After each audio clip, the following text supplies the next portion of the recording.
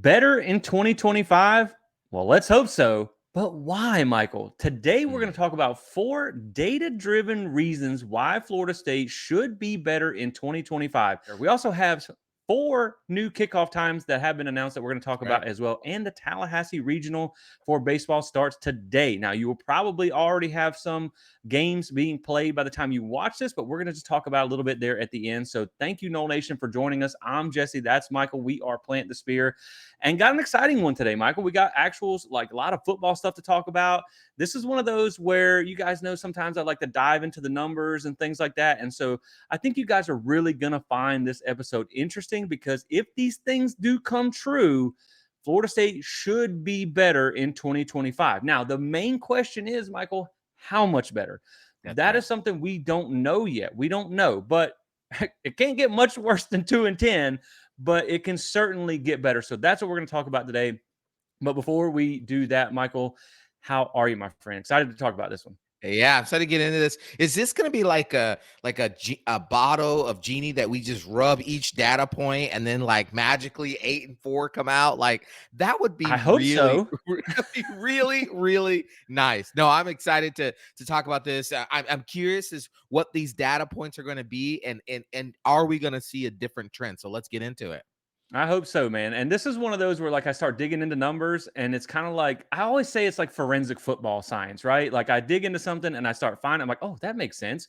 And then it just turns into a whole thing. So if you've watched this channel for any period of time, you know that sometimes when I get off on these tangents or whatever, but it makes sense in the end. So before we do that, now let's talk about the latest news that we got with the 4 kickoff times that have been announced for Florida State's 2025 season. Of course, you guys already knew that massive season opener against Alabama is a 3:30 kick on ABC. We now have game number 2, which is against East Texas A&M, which someone asked in the comments when I posted this on Facebook. They were like, "We play Texas A&M this year?" I was like, "No, this is like Texas A&M light, right? This is the FCS version. East Texas A&M on September 6th. It is going to be a noon kick airing on ACC Network. You better drink some water and you better pack some sunscreen because it's going to be hot in Doak Campbell Stadium for that game. But hopefully that game is over quick, so maybe you can go tailgate or something after that. I mean, stay to the end, of course, but that's going to be a hot one there.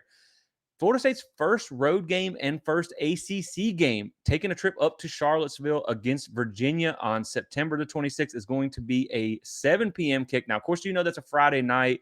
We pretty much thought that was going to be a night game anyway, being on Friday night. That's why you schedule those off Saturday games, and it is going to air on ESPN.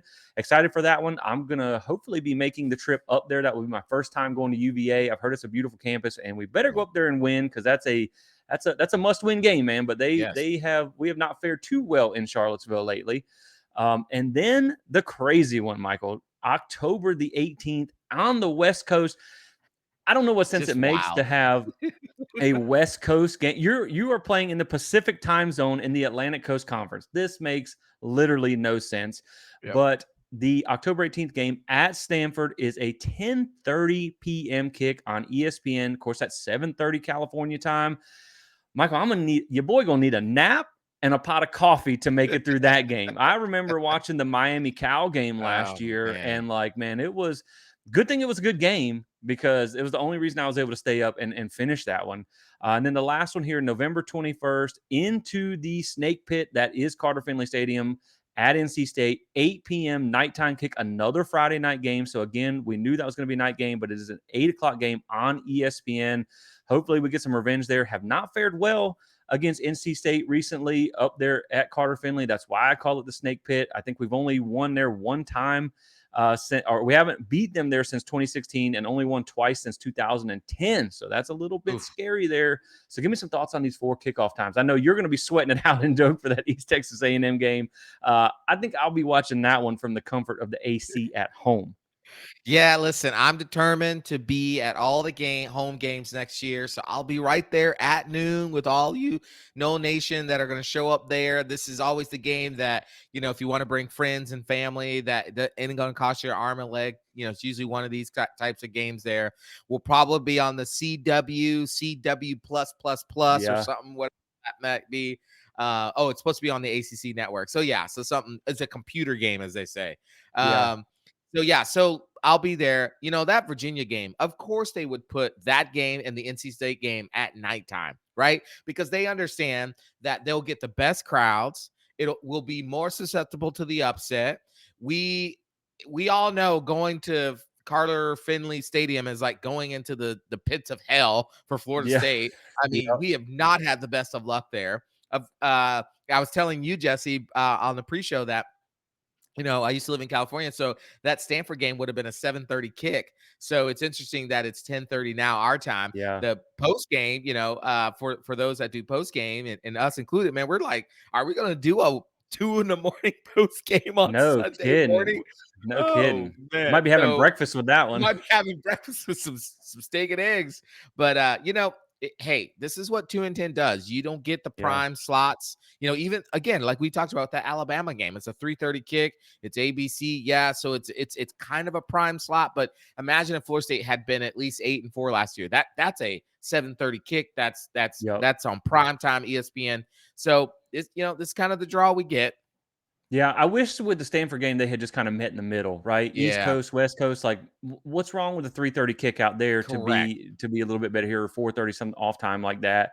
Yeah, but that's the times that we have, and so I mean, it just the fun part is you're getting closer to the season, and so now That's you can right. really start dreaming and making plans, and like, man, it's going to be fun, it's going to be exciting to have these games being played. Hopefully, what I'm really hoping for is that Miami game is going to be your Right. first night game in Doak. I That's doubt right. Kent State's going to be that game. So really excited. I am going to be at the Miami game. And, just while we're talking about it, before we jump into the topic of the show, when the season does roll around, like most of you guys know, I live around Charlotte. So it's a 7-hour drive one way. And like I do have season tickets, so I would love to go to every game, but that's a long way. But one of the reasons I do watch from home too is so we can do the post game shows and the live streams and things like that. So make sure you guys like and subscribe to the channel now. Get ahead of time. We're getting ready to ramp up some content as we Yes. get. There's some news coming out. We're going to look at doing some fun things, maybe previewing some opponents, with reaching out to some resources that we have to get some inside looks at the teams on the schedule. We were just talking about that before the show.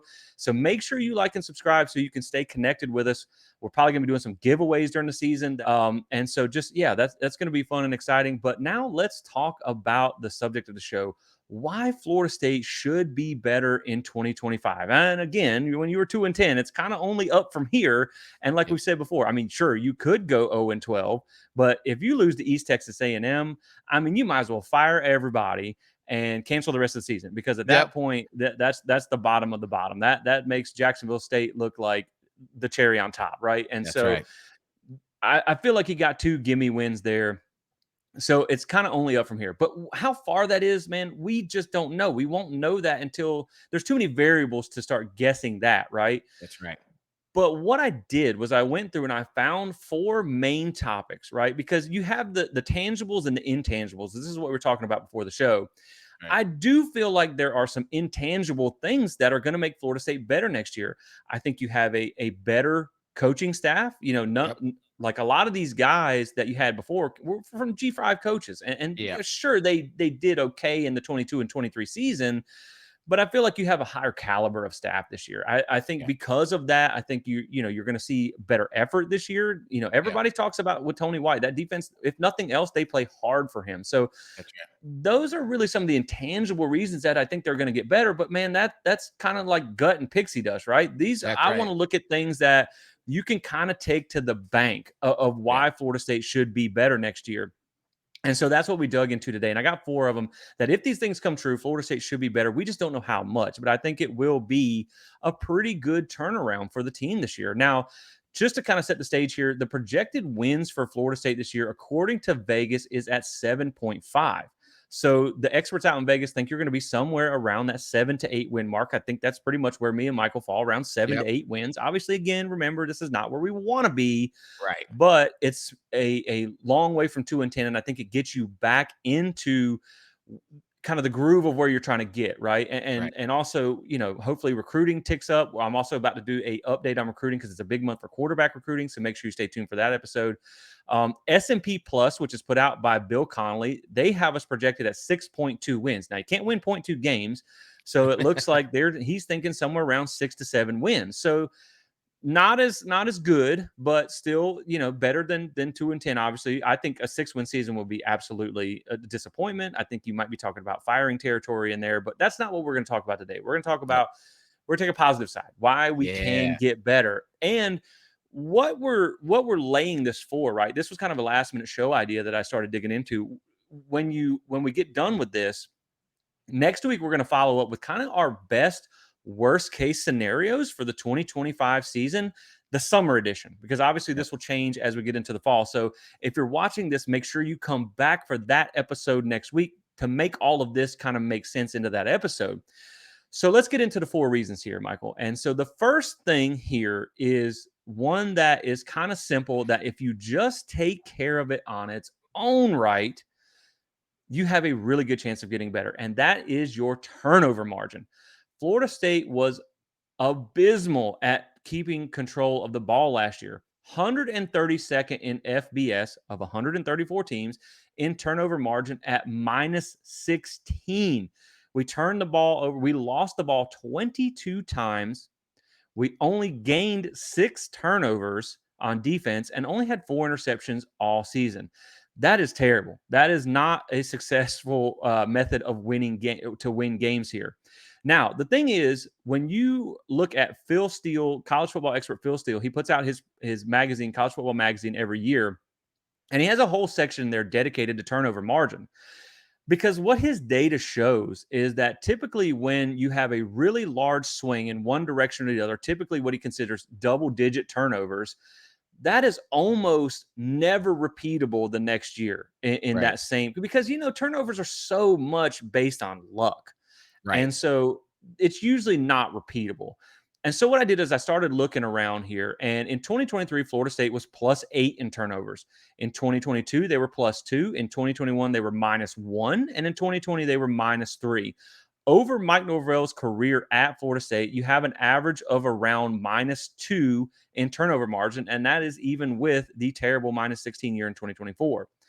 So when you look at like what Gus did on offense and you look at their turnover margin there, they average around 18 turnovers lost per year on offense.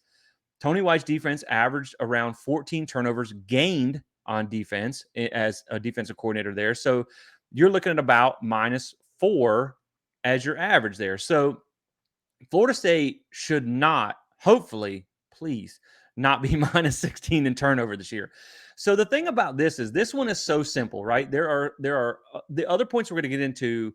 There's a little bit more leeway in these, right? But turnover margin, if you fix nothing else, if you had the same abysmal offense, the same middle to average defense, but the only thing that you fixed was turnover margin. Yeah. According to Phil Steele's data since 1990, there have been 408 teams that were -10 in or more in turnovers. 67% of those teams improved their record, 272 teams. Now, 77% were the same or better, but we're not trying to stay at 2-10. That's So I right. only looked at the teams that got better. There, if you, like I said, if you fixed nothing but turnover margin, you have a 67% chance of having a better record. Now, again, we don't know what better record means, but better than 2-10, right? So this is, again, if you did nothing else but this, you're giving yourself almost a 70% chance of being better in 2025. And, again, Florida State, obviously, we're talking about through Mike Norvell's career, has averaged -2. You don't expect it to be -16 again, right? And just a couple quick examples, and I'll throw it back to you for some thoughts, Michael, is I went back and I tried to look at some other teams that maybe had a similar turnaround. In 23 and 24, Nebraska went from -17, -17 in turnover margin in 2023 to -2 in 2024, and they gained 2 wins. Now, that's only 2. It's not a lot, but again, Nebraska kind of got worse in Right. 2024, but their turnovers changed a lot, and they gained 2 wins. In 2022, Northwestern was -18 in turnovers. Now, this is a massive turnaround. I don't think this is going to happen, but boy, this would be huge. Yeah. In 2023, Northwestern was +13 in turnover margin. So they went from -18 to +13, kind of both ends of the spectrum. They went from 1-11 to 8-5. That's 7 wins in basically just fixing their turnover margin. Yeah. In 2021, Arizona went to from -17 to 2022 -5, which is, again, keep in mind, -17 is about where we were at, -5 is about what our average is. They went from 1-11 to 5-7, so +4 wins. So I thought what this did, Michael, was this kind of shows you where if you had an extreme bounce back in turnover margin, you can gain as high as like 7 wins. If you have just a minimal increase, like Nebraska did, or Arizona did, you can get like +4 wins. So again, it doesn't have to be a drastic turnaround, but if you go from, say, negative to just positive, +1, +2, man, this could be worth a significant amount of wins at the end of the season. Yeah, yeah, absolutely.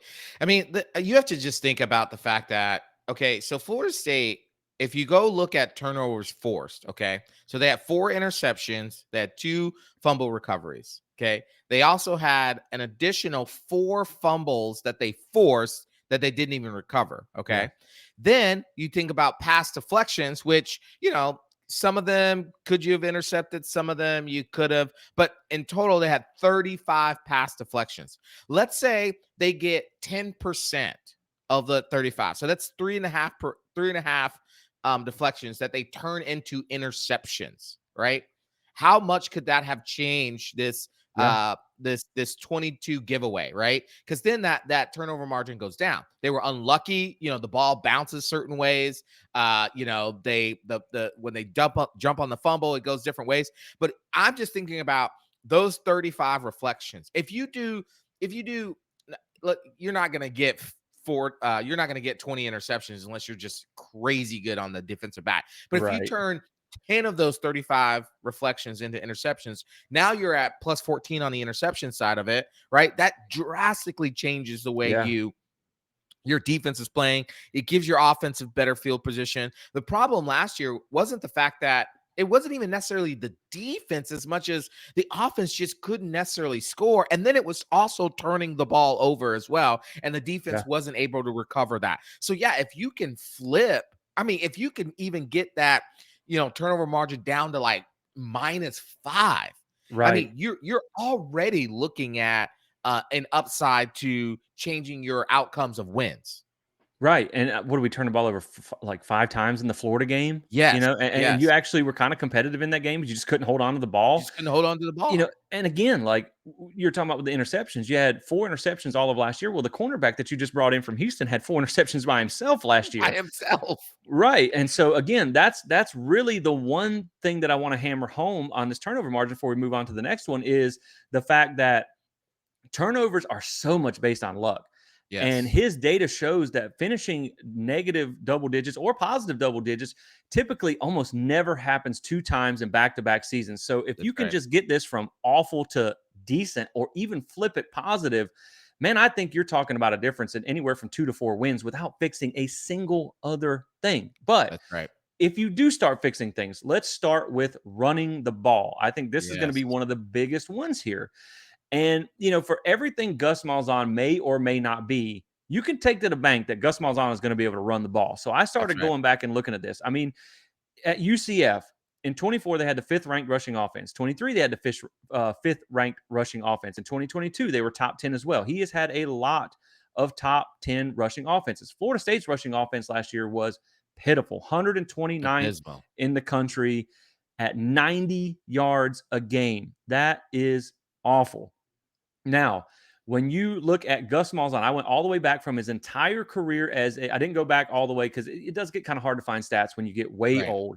But as a head coach from 2013 at Auburn to 2024 at UCF, they average 230 yards per game rushing, which is bonkers, right? It's crazy. And exactly. And so yes, Florida State, I will say, and here's something that kind of goes with another point that we're going to talk about later, but Florida State did face 5 top 25 rush defenses in 2024. So it wasn't, maybe they were helped by Florida State's abysmal rush game, but coming into next year, only 2 teams on your schedule had a top 40 rush defense next year. So you figure maybe a little bit less quality rush defenses and a guy who is proven to be able to run the ball.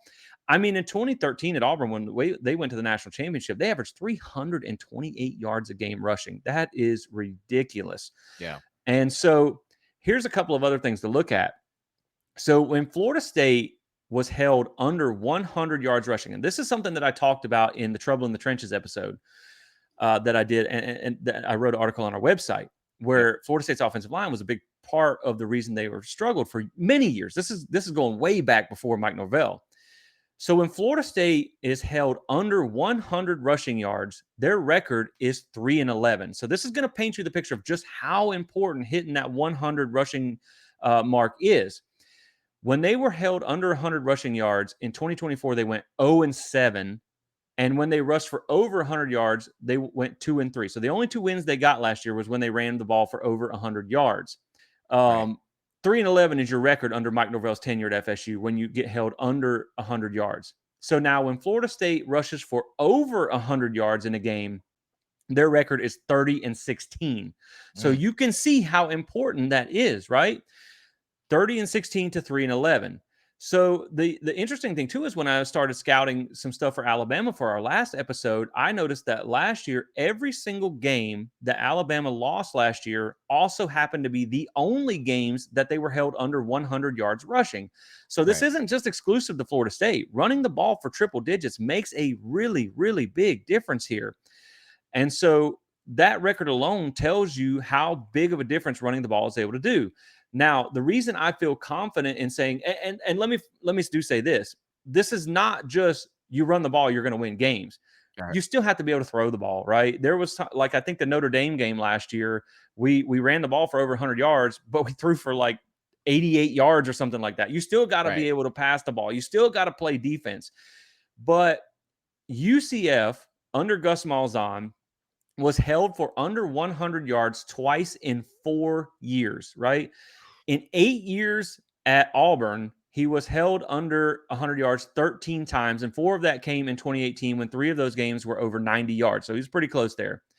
Florida State, on the other hand, has been held under 100 yards rushing in a game 11 times in the past 2 years, and that's including the good 2023 season. So you're talking about a guy who has been held under 100 yards almost as much in 8 years or excuse me, 12 years as Florida State has in 2. So Gus being able to run the ball, and we know he's going to force that issue, is going to do so much for Florida State's offense. It is going to open up a lot of things for the pass. It's going to help with the defense. It's going to help with a lot of things.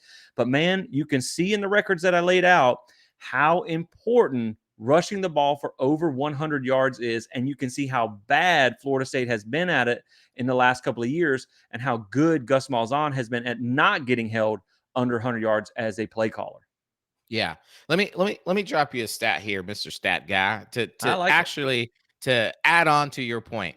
Last year, just as a question to you, who do you think were the top 2 carries attempts rushing on Florida State's team last year? Hmm. I think you probably got to be Toa Philly had to be close. Yep. That's number Um, 1. and I'll be shocked then if you get number oh man, I feel it's obviously got to be a trick 2. one now. Oh gosh, I don't know, man. Maybe Luke Cromenhawk? Look Yes! out! Hey, look Look out! at you. How in the world is a true freshman? Okay, so Toafili had 109 carries. Luke Comerhawk came in 6th or 2nd with 63 carries. Yeah, Okay, he had the 3rd most yards total on the season. Like, that's how bad yeah, and our most of those probably came in that one that was the one playing in Miami or something where he Yeah, the one busted play in loose. Miami where he busted loose. Yeah. Like that's how bad our rushing attack has been last year. I mean, it was terrible. And honestly, you could probably go back to the 23 season after the LSU game or actually no, probably after that at the Clemson game is where we start first seeing the cracks of the run Yep. game. And it was really kind of boom or bust with Trey Benson and Toafili in the back. And then it just really busted this year or last year, really busted last season.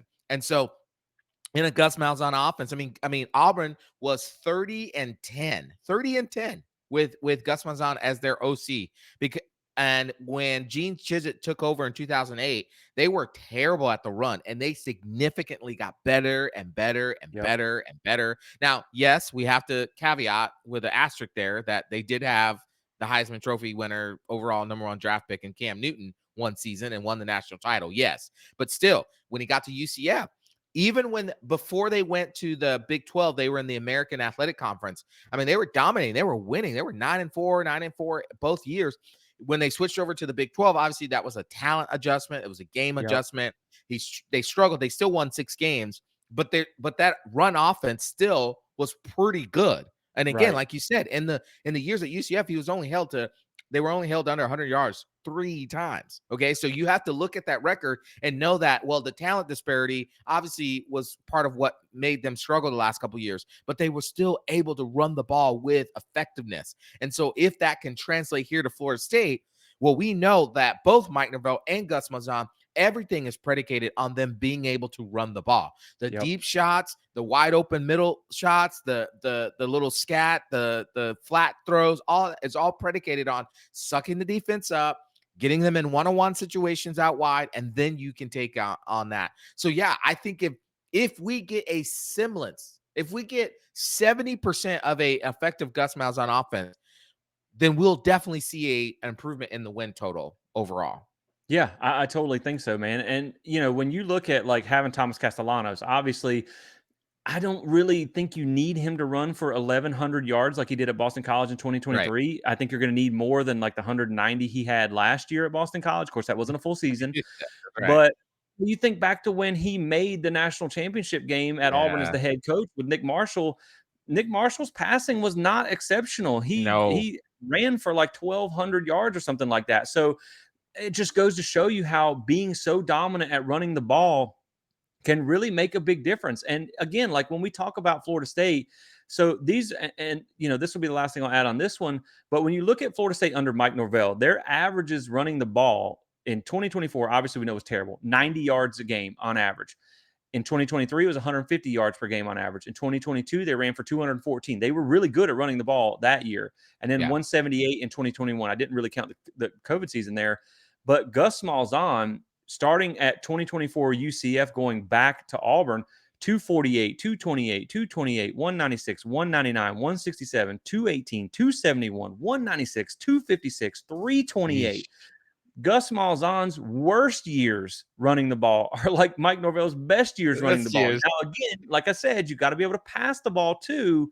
And Yeah. so I think with Herb Hand and Gus Malzahn calling this offense, even if you go look at the offensive line that you're bringing in this year with Herb Hand, and when you look at some run blocking grades via PFF, Pro Football Focus, you're pretty much better across the board. Like Darius Washington was a 60.2 run block grade last year. Gunnar Hansen was at 58.1 at Vanderbilt. So you're kind of even there. Terrence Ferguson was your highest snap count playing guard last year at left guard. I went by snap counts here. His Yeah. run blocking grade was 36.3. That is abysmal. Oof. Adrian Yeesh. Medley at UCF, who transferred over from the Gus Malzahn offense, was a 66.2. So you're almost doubling your run blocking grade there. At center, Maury Smith was a 61.3. Luke Petitbon was a 68.3 and 73.4 the year before that. Now, Yeah. Keandre Jones, obviously, that's probably, or excuse me, Richie Leonard, that's your grade can be even there at 61.9. And then at right tackle, Jeremiah Byers, who played the most for you there, was 63.8. Micah Pettis was a 72.7 run blocking grade. So realistically, you are either neck and neck even or much better in run blocking grades in the offensive lineman that you brought in. You have an offensive system that predicates on running the ball. And again, like I said, man, you can see the difference in the record. So it is going to be very, very helpful to help FSU get better if they can run the ball. Like if you only get held under 100 yards and maybe one or none, there was a lot of years where Gus Malzahn was never held under 100 yards rushing. That's right. That's That's going to right. be huge for your success in 2025. Well, and let me just say this real quick. When you go back to look at Gus Malzahn at UCF, okay, so his first year at UCF, 2021, he had Dylan Gabriel as his main starter, and Dylan Gabriel is not really a rushing quarterback. Okay, Dylan No. Gabriel ran for it looks like 24 yards or 24 attempts or 125 yards. Okay, they still went 9-4. So they had a pretty decent year because they had an electric running back. The next year, he gets John. I'm gonna say this name wrong. I always say Rise Plumley. yeah, Rise Plumley. Okay, John Rise Plumley had 159 attempts, 862 yards. Okay, Yeah. Nick Marshall, his first year had 1,068 yards. His next year had 800 and something yards. And notice that when Gus Malzahn has a quarterback that can run for at least 800 yards, their average record is minimum 8 wins. Minimum. Exactly. Yeah. And Rice Plumlee and Nick Marshall are a good example. Like if you're not confident in Thomas Castellanos' passing ability, John Rice He'll Plumlee figure it out. was a running back at quarterback, basically. Exactly. And Nick Marshall was a converted DB that was basically a running back at quarterback. So as long as you can run the ball and Thomas Castellanos can stay healthy, that Gavin Sawchuk addition was huge, and you improve that offensive line, man, that's going to go so far in creating success for next year. Now, as much as we just talked about being able to run the ball, what is equally important, Michael, is being Absolutely. able to stop the run. And this is where I get excited talking about Tony White's defense. Now, to give credit where it's due, Adam Fuller, as a defensive coordinator at Florida State, typically had pretty good passing defenses. I think in 2023, they were actually like the number one defense in pass defense efficiency, but they've never really been very good at stopping the run. And so Adam Fuller, in his career here at Florida State, that was 2020, 2021, 22, 23, and 24. They held 11 teams under 100 yards rushing with him as DC. Tony White at Nebraska held 15 teams under 100 yards rushing in 2 years.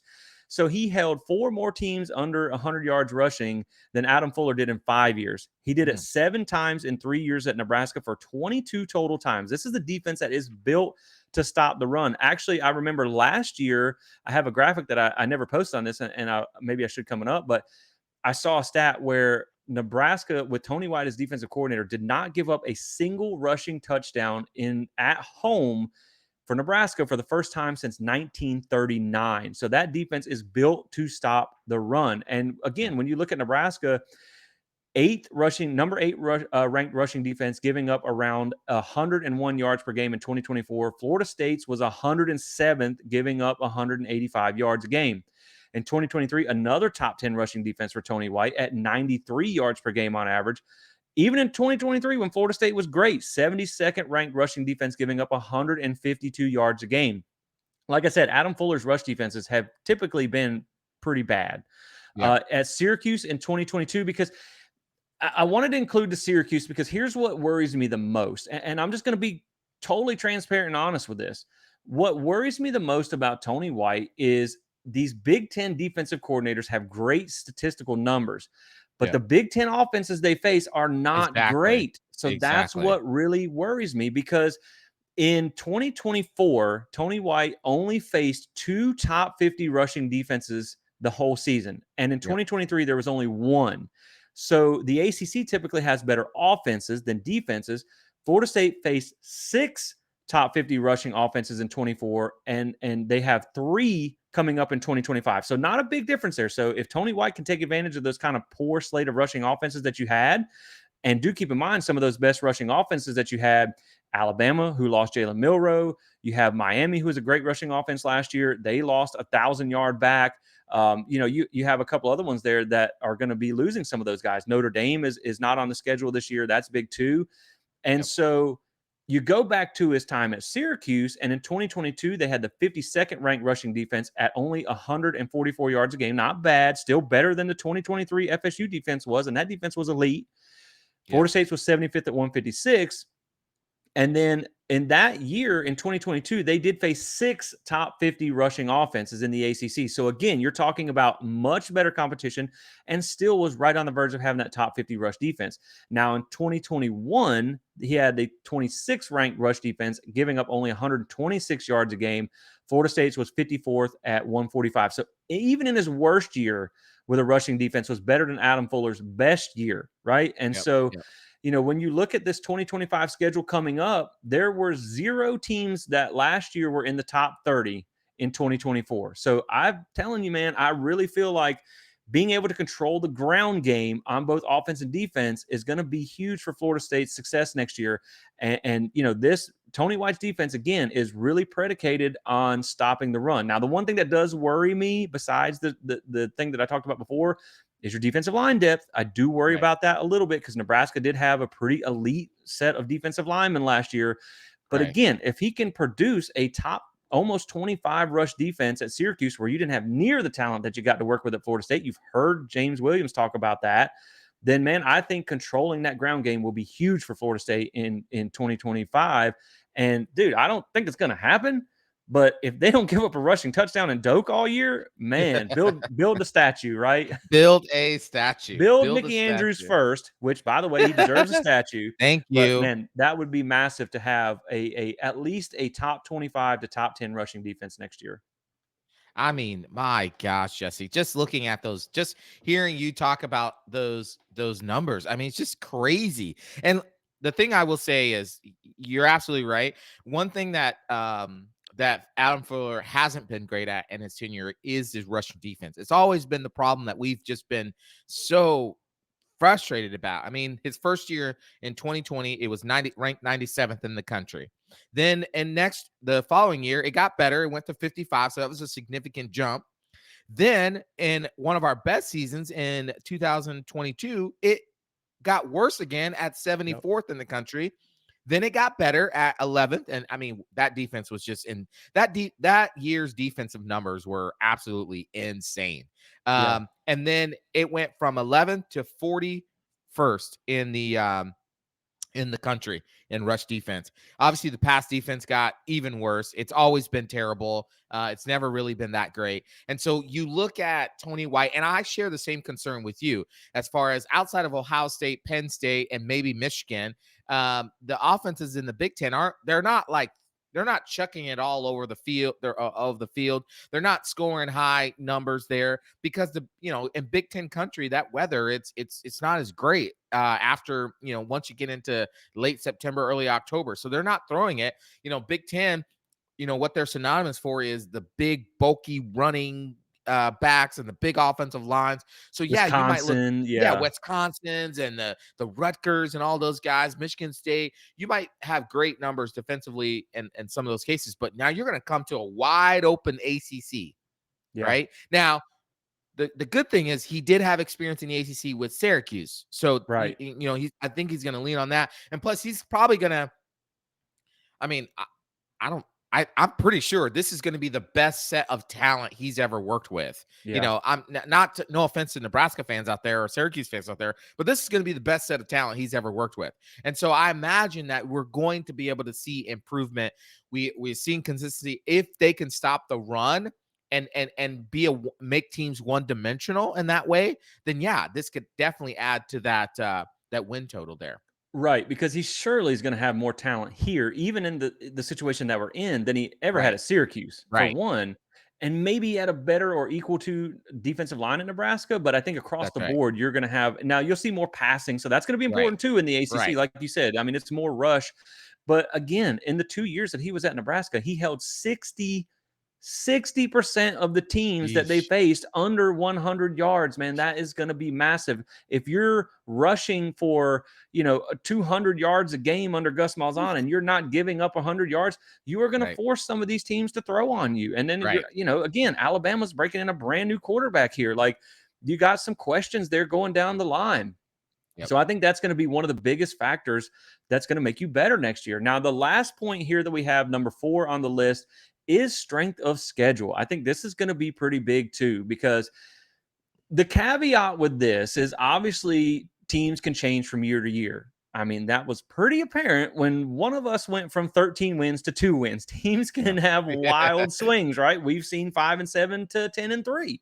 Yep. We're hoping to see at least 2-8, right? We're hoping to see big changes. So a lot of these teams can change. But one of the things, if you remember back to last year before the season, everybody kind of joked because when we went through the schedule thing, like for me, when I do my preseason kind of in-depth look at everybody, I look at what Florida State has. I know what Florida State has, but it's more about the other teams on the schedule. Who are you going to face? That is Right. almost equally or more important. And I warned everybody last year. I'm like, dude, Memphis is going to be tough. Cal is not a Yeah. slouch. Like Duke Georgia is not the Tech. Duke of old. Georgia Tech. Like I I'm was still mad at you for saying those I things. was waving the yellow flags, man. I was like, you guys got to be careful with this. This is a tough schedule because Yeah. even last year, every single team, not counting Charleston Southern, the FCS team, everybody was at least 500 or better before the bowl game happened. And bowl Yeah. games are hard to judge anymore, because all the opt-outs and things like that. But every team on your schedule besides Charleston Southern last year was a bowl team. And Yep. when you look at the 2024 combined opponent record of all the teams you played last year, it was 99-49. There were only two teams that ended up with a losing record. That was Cal and UNC at 6-7. And there were 5 10-win teams: Notre Dame, who played in the national championship; SMU, who had a great year at 11-3; Memphis at 11-2; Clemson, and Miami. So that was 5 10-win teams you had to face. You had 5 top 25 scoring offenses. You had 0 ranked below 100. You had only one top 25 scoring defense that you faced, but there were 5 in the top 50 and 0 ranked 100th or below. So that was, man, that schedule was harder than people want to admit. It really was. Now, that doesn't excuse 2-10, but that was a Right. tough schedule. So when you fast forward to 2025 and you look at what your opponents on this year did last year, again, knowing that teams can change year over year, but wild swings aren't very common, right? Especially for teams that, like, you're facing, like, for instance, take a Stanford or a Wake Forest. Yes, they have a new coach, they have some new pieces on both of those teams. Maybe a team like Miami can go in and snag all these big pieces from the portal and have a drastic turnaround. But Wake and Stanford aren't really teams that are going to be getting big recruiting classes, big portal additions to be able to really flip that record around. So maybe the change is minimal there. Well, the opponents that are on your schedule this year, last year went a combined 68-72 compared to 99-49. That's a massive difference. Remember, Wow. you had 5 teams last year with a 10-win record and only 2 with a losing record. This year, the teams last year, for your opponents this year, obviously, 2 10-win teams, and that was Clemson and Clemson and Miami. Yep. And then you had 6 teams with a losing record last year: Kent State, UVA, Wake Forest, Virginia Tech, NC State, and then you could also count the FCS team as well. So that is just so much different than what you had last year. You had 3 top 25 scoring offenses, 3 ranked 100th or below. You only had 1 top 25 defense, so basically the same as last year, but you have 3 ranked 100th or below and 3 more ranked from 90 to 100. So, you know, the point is, and I think what's important with this is, you still have hard on there, right? Right. You still have Alabama, who's probably not what Notre Dame was last year, a national championship like runner up. Right. You still have Clemson, who's probably going to be better this year with bringing Klubnik back and all that stuff. UF is probably pretty close to what they're going to be last year, maybe a more experienced Lagway. I don't think Miami's going to be as good as what they were last year. They're going to be good. I think they are going to be like an 8 to 10 win team, but I don't think they're going to be great. You lost a number 1 overall pick at quarterback. Cam Ward is not something that you come across every year. You lost a 1,000-yard rusher, 1,000-yard receiver. You lost all those things. Kent State is your Memphis this year. That they Yeah. were 0-12 last year. That is a Yep. massive difference. Charleston Southern, East Texas A&M kind of cancel each other out. But what's important, I think, there is that middle meat of the schedule, right? There's no SMU this year. There's no Duke, who, again, Duke is not a slouch anymore. Right. There's no Georgia Tech. Last year you started 5 of your first 10 games were against ranked teams, and it was basically tough game after tough game after tough game. You really didn't get a break until Charleston Southern. This year, I would guess that about 3 of the first 10 are going to be ranked, and that's Bama, Miami, and probably Clemson. So you start strong. But I think the other important thing there too is, again, like I said, that middle meat of the schedule, the Wake, the UVA, the Stanford. Yeah. It's hard to gauge, but you got Virginia Tech, who's a team that has been struggling lately, and they're pretty terrible outside of Lane Stadium. So they're coming to Doak this year. When you look at that, I think that is going to equal up more wins for you. And then, as much as I wanted that East Texas Texas A&M game before Alabama, man, I do think as long as you are competitive against Alabama and you get that 3-week stretch of East Texas A&M bye week, Kent State, to really get early season momentum, to really kind of hammer on, the details of the things that maybe went wrong in the Alabama game. Remember last year, man, where everybody talked about we were like the only team in college football that Yep. didn't score over 21 points. Yep. Well, that's because everybody else had played a cupcake early in the season, and we didn't That's play right. a single team that was really kind of bad until we faced Charleston Southern. And then of course, Yep. we scored over 21 points. So, man, I think just when you look at the schedule, you still have a couple of hard games on there, just like you did last year. But that middle meat to bottom of the schedule, is significantly easier than what you had last year. So I think that, along with everything else that we talked about, is going to equal more wins this year. Yeah. Yeah, I think once you get out of that Alabama game, depending on how that goes, you got 3 weeks to basically either recover or to continue to build upon. So Right. that East Texas A&M Lions game, then you got Kent State Golden Flashes, right? And then you go up to Virginia, and that game should be easier than what we're probably feeling, Right. Especially with a but bye week in the middle too, so you especially can with a kind of bye start week. prepping for them. Yeah. Exactly. And then, what's going to be great is that with that East Texas A&M and the Kent State, man, what you should have is that game. You should have that game locked down by halftime. That way you can put in some of the backups, start developing that depth a little bit more. So when you go into that Virginia game, if something wacky, crazy happens, which usually does when we do these Right. high school Friday night games with the ACC, you've already kind of worked through some of that stuff. You should go into Virginia, and I'm going to say you should win. So at worst, going into that Miami game, you should be no worse than 3-1. That's what you Yep. should be, right? If you are going into that Miami game 3-1, listen, Miami it's not the same. They lost a ton of A people. lot. They Yep. lost the number 1 overall draft pick. They lost a lot on the offense. They lost several on the defense. This is Which was not, I mean, bad. which was bad. And here's the thing, Jesse. If you go back to the game last year, Florida State had a chance going into the fourth quarter to That still was their win best that game. game, That was honestly. their best game. So it's not that the gap between you and Miami was this far behind. I mean, it was probably more like this. And with all of their losses, all of our gains, and maybe a better culture and everything else, we've probably, hopefully, closed that gap. So the schedule is, as you said, lighter, a little bit lighter this year because you're not facing as many bowl eligible teams as you faced last year. Again, everyone has permission to get better, as you like to say. Exactly. And so Or the worse. teams could have gotten better or worse. And so I think the schedule this year sets you up where 8 wins is not impossible or unimaginable. That actually 8 wins feels gettable, very Right. gettable.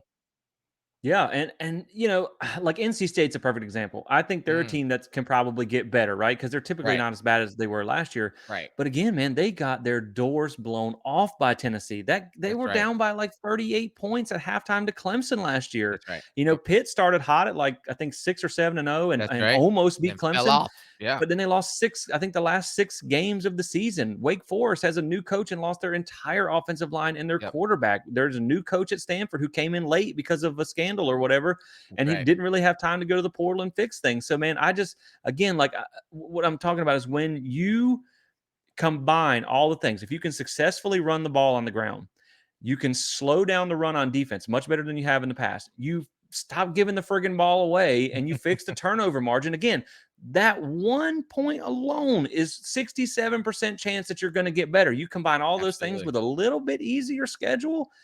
Sure, you might lose to some of the top teams on your schedule, that is going to equal more wins in 2025. So again, that's why I wanted to come with this as more of a data-driven approach, not just the intangibles. Like I think you're going to have better leadership at quarterback, you're going to have better coaching, you're going to have better effort and all that stuff. I think those are going to play into it too. But man, I think these 4 data points are going to make a big difference to push you to a better record this year. It's just we just don't know what that's going to be. Is that 6 wins? Is Absolutely. that 8 wins? Is that 10 wins? We'll see. But I think all these things combined, if you do that, and that's an if, you still have to go If. out there and do it. That's right. If you can do it. And that's why I encourage you to watch next week when we talk best worst case scenarios, because there are some things that we're going to talk about that could derail all of this happening.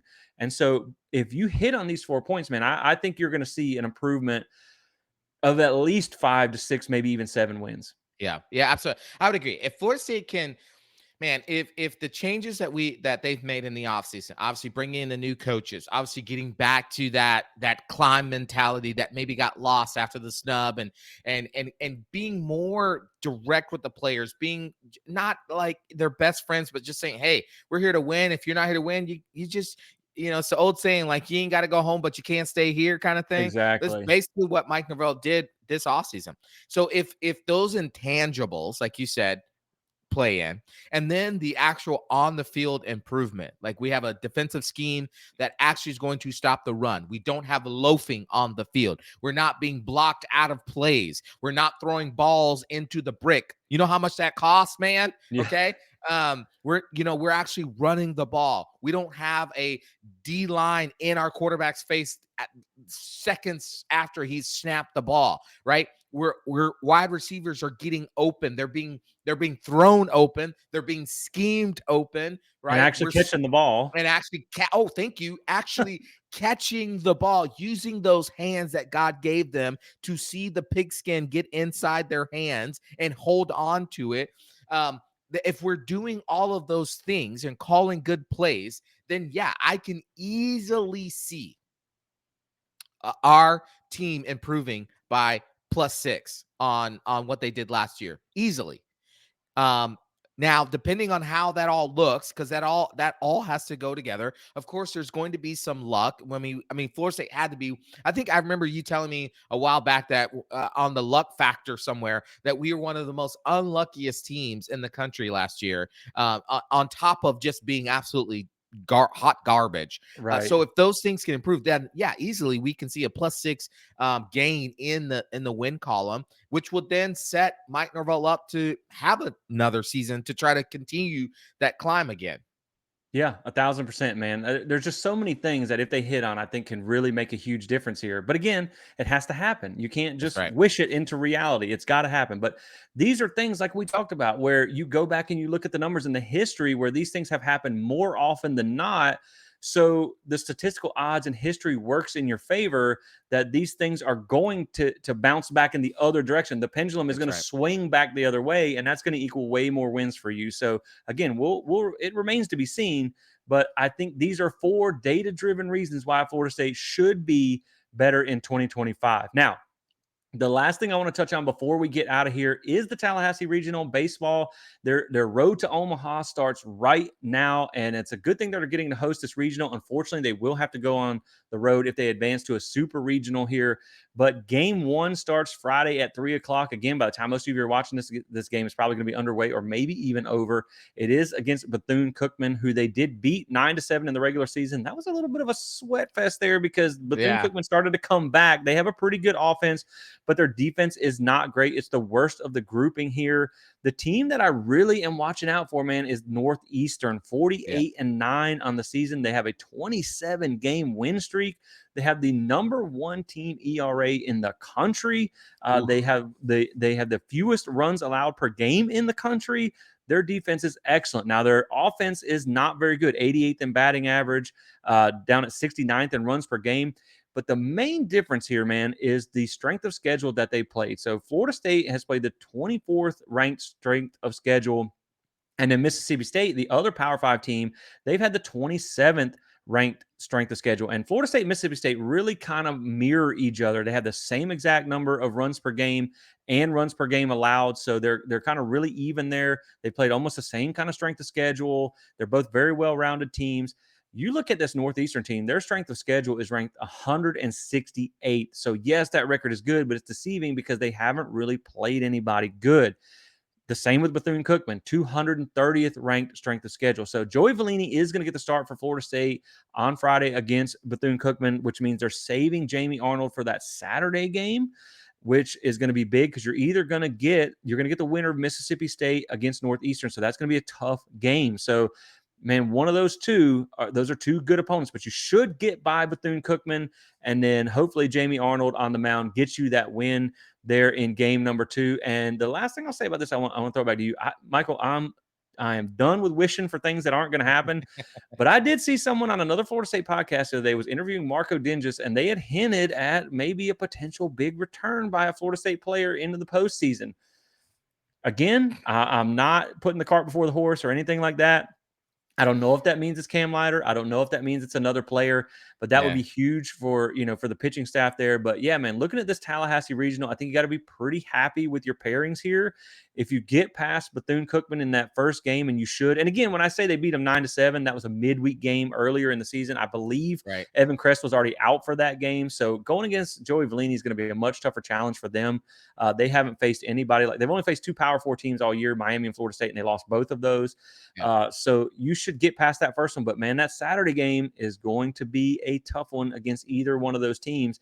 But I think it's very winnable. Now, if they do win, that game will be at 6 o'clock on Saturday. If they were to lose, it will be at noon on Saturday. And of course, once you lose, it now becomes an elimination game because it is a double elimination format. So, man, the road to Omaha starts now. And if you win this, you're paired with the winner of the Corvallis Regional. But I think I like Florida State's chances just from the teams that they faced and the teams that you're matched up with. I think they got a really good chance of winning this regional. Yeah, I really do.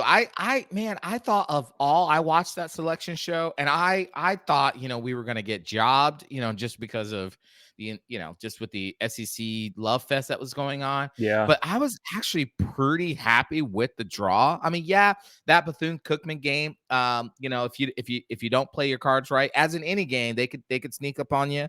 But I Yep. think you should handle them. I love that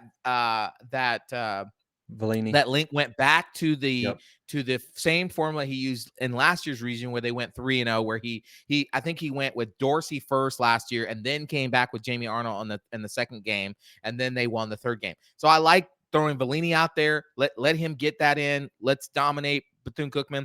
And then you're probably likely going to see, man, I will say this too. I did see also, speaking of saving your ace, Mississippi State is saving their ace for game 2.